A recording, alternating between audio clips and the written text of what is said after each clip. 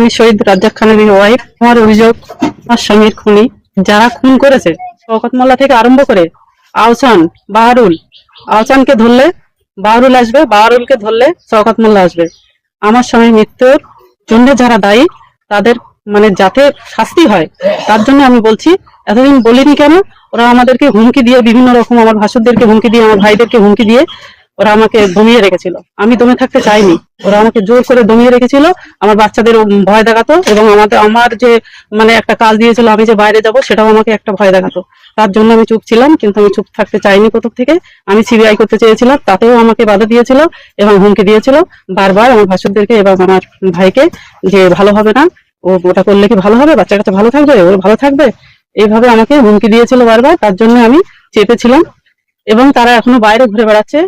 আমি সরকার, আমাদের যে সরকার নূতন হয়েছে, সেই সরকারের কাছে আমার আবেদন, আমি শুনেছি যে অভয়া এবং সন্দেশখালীর কেসটা রিওপেন করবে। আমি সরকারের কাছে এটাই আমার দাবি। শুধু অভয়া এবং সন্দেশখালী নয়, আমার ভাঙড়টাও, আমার রাজ্জাক খান মানে আমার স্বামী রাজ্জাক খানকে যেভাবে নৃশংসভাবে ওরা মেরেছে, আমি ভাঙড়টাকে, আমার স্বামীর খুনির আসামিদেরকেও আমি একটু রিওপেন করতে চাইছি। আমার কেসটা যাতে রিওপেন করে আমি সরকারের কাছে আমি দাবি করছি। শুধু সন্দেশখালী আর অভয়া নয়, আমার ভাঙড়টাকেও রিওপেন করুক। কেন আপনি কি এখনো বিচার পাননি? আমি বিচার পাইনি, আমি বিচার পাইনি। যাদেরকে জেলে নিয়ে গিয়েছিল তারা সবাই ছাড়া পেয়েছে, 5 জন কোনো রকমে আছে, আর এখনো 6 জন বাইরে ঘুরছে।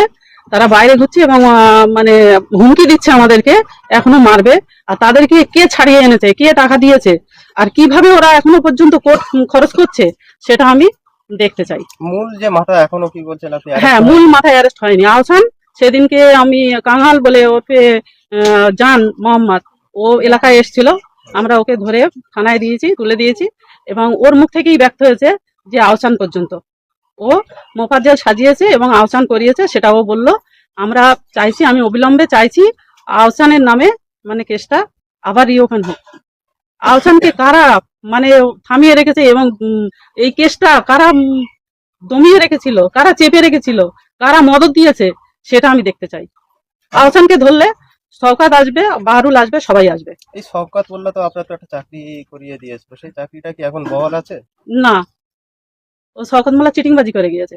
ও নিজে একটা খুনি, আর ও সম্পূর্ণ আমাদের জীবনটা নিয়ে খেলা করলো। ও যদি ভাঙড়ে না আসতো তাহলে আমার স্বামীর জীবনটা যেত না। আরবুলদার সাথে থাকলে আমার স্বামীর জীবনটা যেত না। ভাঙড়ে এসেই আমার স্বামীর জীবনটা চলে গেল, এবং আমাদের সাথে সম্পূর্ণভাবে প্রতারণা করলো। আমাকে যে একটা চাকরি দিয়েছিল, চাকরির নাম করে চিটিংবাজি করেছে সরকার। সম্পূর্ণ সরকার আমার সাথে মানে সরকার বলাটা ভুল, ওই বুড়িমা আমার সাথে চিটিংবাজি করলো। কি চিটিংবাজি? ওই বুড়িমা আমাকে